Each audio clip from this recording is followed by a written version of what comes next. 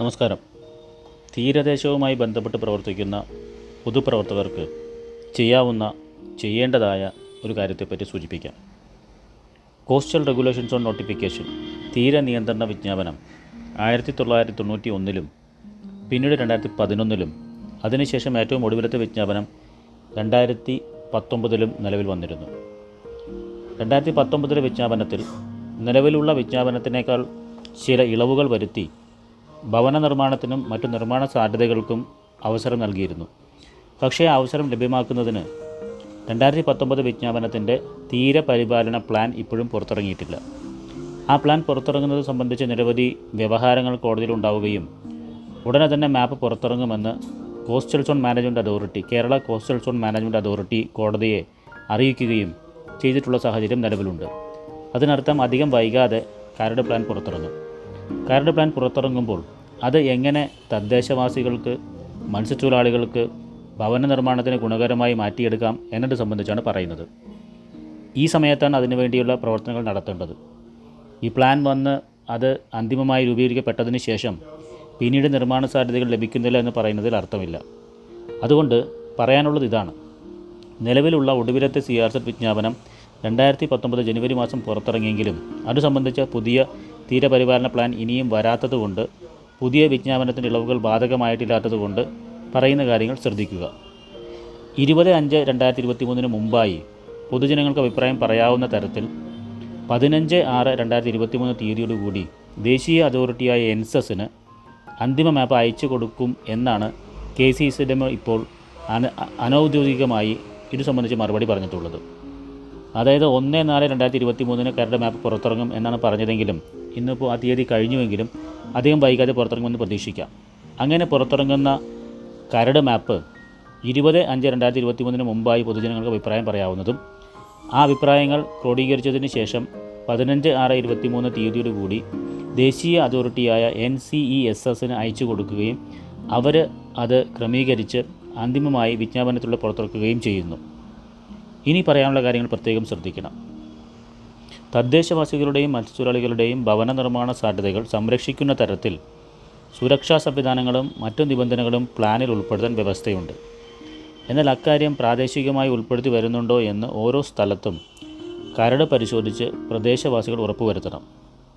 ഏതൊക്കെ സ്ഥലങ്ങളിലാണ് അത്തരത്തിൽ തദ്ദേശവാസികളുടെയും മത്സ്യത്തൊഴിലാളികളുടെയും long term housing needs address ചെയ്യുന്ന കാര്യം ഇതുമായി ബന്ധപ്പെട്ട കാര്യങ്ങളിൽ പറഞ്ഞിട്ടുള്ളതുപോലെ, ഇതുമായി ബന്ധപ്പെട്ട് പറയുന്ന അപ്പൻഡിക്സ് ഭാഗങ്ങളിൽ, അനുബന്ധ രേഖകളിൽ പറയുന്നത് പോലെ, പ്ലാനിൻ്റെ അനുബന്ധ രേഖകളിൽ പറയുന്നത് പോലെ അത് പരിഗണിച്ച് ഏതൊക്കെ സ്ഥലങ്ങളിൽ സുരക്ഷാ സംവിധാനങ്ങളോടുകൂടി, ശുചീകരണ സംവിധാനങ്ങളോടുകൂടി തദ്ദേശവാസികളുടെ long term housing needs address ചെയ്ത് പ്ലാൻ പുറത്തിറങ്ങുന്നു, അവിടങ്ങളിൽ നിർമ്മാണത്തിന് സാധ്യതയുണ്ട്. അത് പ്രത്യേകമായി പറയാൻ കാരണം, ഏകദേശം 1 വർഷം മുമ്പ് ഈ പ്ലാനിൻ്റെ ഒരു പ്രീ ഡ്രാഫ്റ്റ് പുറത്തിറങ്ങിയിരുന്നു വകുപ്പുകൾക്ക് വേണ്ടി, ഡിപ്പാർട്ട്മെൻറ്റുകൾക്ക് വേണ്ടി. അങ്ങനെ പുറത്തിറങ്ങിയ തദ്ദേശ സ്വയംഭരണ വകുപ്പുകൾക്ക് വേണ്ടി പുറത്തിറങ്ങിയ പ്രീ ഡ്രാഫ്റ്റിൽ 2019 വിജ്ഞാപനത്തിൽ ടൂറിസത്തിന് പ്രത്യേക അവസരം ഉള്ളതുകൊണ്ട് എവിടെയൊക്കെയാണ് ടൂറിസം പദ്ധതികൾക്ക് സാധ്യതയുള്ളത് എന്ന് പ്രത്യേകമായി നിശ്ചയിച്ചിരുന്നു. അതേസമയം ടൂറിസത്തിന് സാധ്യതയുള്ളതുപോലെ തന്നെ തദ്ദേശവാസികളുടെ ഭവന നിർമ്മാണത്തിനും മുമ്പ് സൂചിപ്പിച്ച long term housing needs address ചെയ്യാൻ സാധ്യതകളുണ്ടെങ്കിലും അത് സംബന്ധിച്ച് കൃത്യമായി മുമ്പിറങ്ങിയ പ്രീ ഡ്രാഫ്റ്റിൽ കണ്ടിട്ടില്ല. ഇപ്പോൾ പ്രത്യേകമായി എടുത്തു പറയാവുന്നതും പൊതുപ്രവർത്തകർ ശ്രദ്ധിക്കേണ്ടതുമായ കാര്യം, ഇനി വരാൻ പോകുന്ന കരട് പ്ലാനിൽ എവിടെയാണ് തദ്ദേശവാസികളുടെ ഭവന നിർമ്മാണ സാധ്യതകൾ പ്രാദേശികമായി ഓരോ സ്ഥലങ്ങളുടെയും അവസ്ഥ പരിഗണിച്ച് ഏതൊക്കെ പ്രദേശങ്ങളിൽ അത് ഉണ്ടാകണം എന്ന് ഈ പ്ലാനിൽ പറയാൻ ഈ അവസരം പ്രയോജനപ്പെടുത്തണം. അതിന് തീരവാസികളെ സ്നേഹിക്കുന്നവരും ഈ പ്രദേശത്ത് ഭവന നിർമ്മാണ സാധ്യതകൾ തടസ്സപ്പെട്ടിരിക്കുന്നവരും പൊതുപ്രവർത്തകരും ഇതര സന്നദ്ധ സംഘടനാ പ്രവർത്തകരുമൊക്കെ മുൻകൈയെടുത്ത് പ്രാദേശികമായി എവിടെയൊക്കെ ഇത്തരം സുരക്ഷാ സംവിധാനങ്ങളോട് കൂടിയ ഭവന നിർമ്മാണ സാധ്യതകൾ പ്ലാനിൽ ഉൾപ്പെടുത്തണം എന്ന് ഔദ്യോഗികമായി തന്നെ പറയുന്നത് ഗുണകരമാകും. തദ്ദേശ സ്വയംഭരണ സ്ഥാപനങ്ങൾ ഇക്കാര്യം പ്രത്യേകം പരിശോധിച്ച് ഔദ്യോഗികമായിട്ട് തന്നെ തങ്ങളുടെ തദ്ദേശ ഭരണകൂടത്തിൻ്റെ പരിധിയിൽ വരുന്ന സ്ഥലങ്ങളിൽ, തദ്ദേശവാസികൾ തിങ്ങിപ്പാർക്കുന്ന സ്ഥലങ്ങൾ, മത്സ്യത്തൊഴിലാളികൾ തിങ്ങിപ്പാർക്കുന്ന സ്ഥലങ്ങൾ, അവിടങ്ങളിൽ എവിടെയൊക്കെയാണ് ഇത്തരത്തിൽ long term housing needs address ചെയ്യുന്ന, അതിന് ഉത്തരം നൽകുന്ന രീതിയിലുള്ള ഭവന നിർമ്മാണ സാധ്യതകൾ വരുന്ന രീതിയിലുള്ള പ്ലാനിൽ ഉൾപ്പെടുത്തേണ്ട സ്ഥലങ്ങൾ എന്തൊക്കെയാണ് എന്ന് കൃത്യമായി പറയാൻ കൂടി സാധിച്ചാൽ ഒരുപക്ഷെ തദ്ദേശവാസികൾക്കും മത്സ്യത്തൊഴിലാളികൾക്കും ഈ വിജ്ഞാപനം മൂലമുള്ള ഭവന നിർമ്മാണ തടസ്സങ്ങൾ മാറിക്കിട്ടും. കോസ്റ്റൽ റെഗുലേഷൻസ് ഓൺ നോട്ടിഫിക്കേഷൻ തീരം സംരക്ഷിക്കുന്നതിനാണ്. അത് തീരത്ത് അധിവസിക്കുന്നവരുടെ ഭവന നിർമ്മാണ സാധ്യതകൾ ഇല്ലാതാക്കുന്നതിനല്ല. KCZMA coastal zone management authority തന്നെ ഇത് സംബന്ധിച്ച് നടത്തിയ സബ് കമ്മിറ്റി പഠന റിപ്പോർട്ടുകളിൽ ഇക്കാര്യം പ്രത്യേകം പറഞ്ഞിട്ടുള്ളതാണ്. അതുപോലെ തന്നെ ഇൻ്റഗ്രേറ്റഡ് ഫിഷറീസ് ഡിപ്പാർട്ട്മെൻറ്റ്, കേരള സർക്കാരിൻ്റെ ഈ ഡിപ്പാർട്ട്മെൻറ്റ് പുറത്തിറക്കിയ ഗൈഡ് ലൈൻസിലും മറ്റു കാര്യങ്ങളിലും പ്ലാൻ ഉണ്ടാക്കുമ്പോൾ ശ്രദ്ധിക്കാൻ പറഞ്ഞിരിക്കുന്ന കാര്യങ്ങളിൽ ഇത്തരം ഭവന നിർമ്മാണ സാധ്യതകൾ ഉൾപ്പെടുത്തുന്നതിനെ പറ്റിയും കൃത്യം പറയുന്നുണ്ട്. അതുപോലെ തന്നെ IIMP integrated island management plan, ചെറുദ്വീപുകൾക്ക് 20 മീറ്ററാണ് ഇപ്പോഴുള്ള നിർമ്മാണ നിരോധിത മേഖലയായിട്ട് പുതിയ പ്ലാനിൽ വരേണ്ടത്.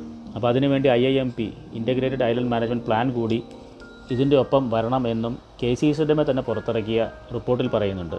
അപ്പോൾ ആ കാര്യങ്ങളൊക്കെ സൂചിപ്പിക്കാൻ ബന്ധപ്പെട്ട പൊതുപ്രവർത്തകരും മറ്റു സന്നദ്ധ സംഘടനാ പ്രവർത്തകരും തയ്യാറാകണം എന്ന് അഭ്യർത്ഥിക്കുകയാണ്. ഇതാണ് ആ ഒരു കാര്യം നടത്തിയെടുക്കാനുള്ള, അത്തരം കാര്യങ്ങളോട് പ്രതികരിക്കാനുള്ള, ആ മേഖലയിൽ പ്രവർത്തിക്കാനുള്ള